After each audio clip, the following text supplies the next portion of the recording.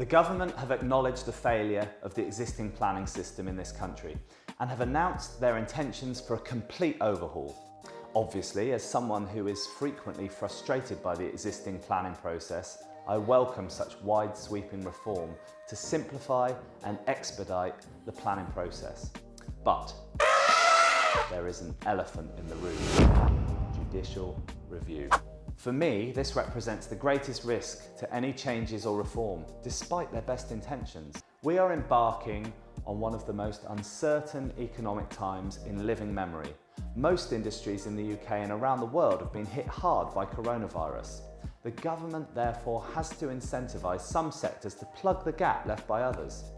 The construction sector is one of the largest employers and contributors to GDP in this country, combined with the serious need for housing, which makes sense why there is such a focus from the government to expedite the planning system. More planning permissions should mean more building, and therefore a greater contribution to our economy.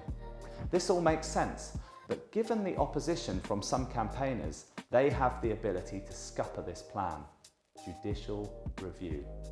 At the beginning of September, the government issued a significant reform of planning use classes. As soon as this was published, it was challenged with, you've guessed it, a judicial review. Does this help the government achieve its objective? No. Does this secure more investment in the development industry? Of course not. It introduces more risk and uncertainty at a time where our industry needs clear and reliable guidance.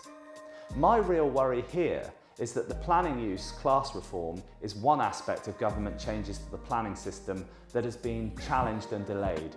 A complete overhaul of the planning system that the August White Paper has promised is likely to be more controversial. And what does that mean? It's almost certainly going to be the subject of judicial review.